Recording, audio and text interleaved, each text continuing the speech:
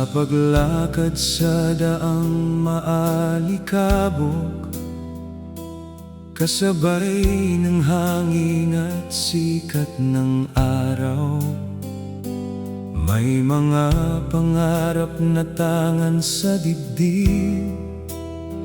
Habang ang panahon ay dahan-dahang umaagos, ngayon ay narito, bukas ay lilipas, parang ulap lamang sa bughaw na langit.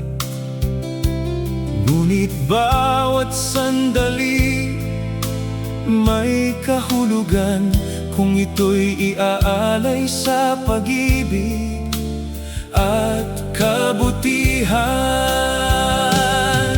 Mag-iwan tayo ng bakas sa buhangin, mga yapak na di basta mabubura ng hangin. Kapag tayo'y naging bahagi ng kahapon, may alaalang mananatili hanggang ngayon. Mamuhay ng marangal, magmahal ng tapat, maging ilaw sa gitna ng dilim ng lahat.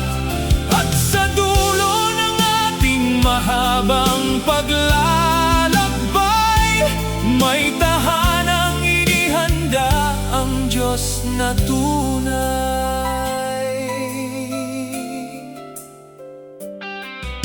Hindi sukatan ng yaman o karangalan, ni mga bagay na kayang iwan ng panahon.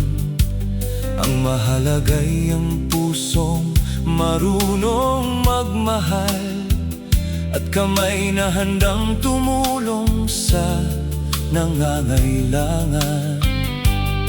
May mga batang susunod sa ating landas, mga pangarap nilang ating mahahawakan. Sa bawat mabuting binhing ating itinanim, may pag-asang sisibol sa darating na panahon. Mag-iwan tayo ng bakas sa buhangin, mga yapak na di basta mabubura ng hangin. Kapag tayo'y naging bahagi ng kahapon, may alaalang mananatili hanggang ngayon. Mamuhay ng marangal, magmahal ng tapat, maging ilaw sa gitna ng dilim ng lahat.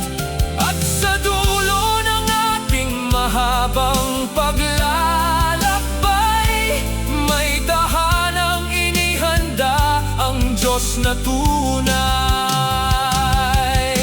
Kapag ang araw ay tuluyang lumubog, at ang huling awit ay marahang matapos, hindi takot ang laman ng ating puso, kung ang Panginoon ang naging gabay sa mundo.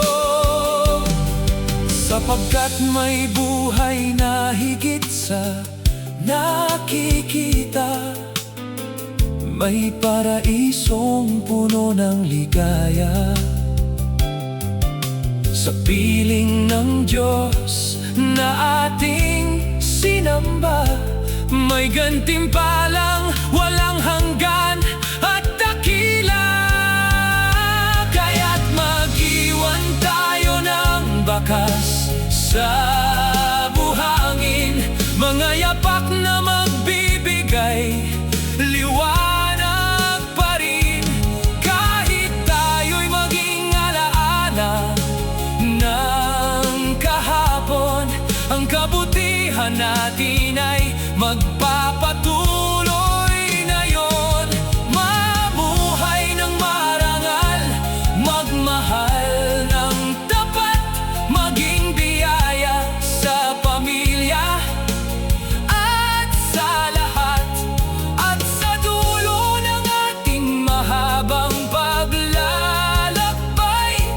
Sa paraiso ng Diyos tayo'y magtatagpo balang araw.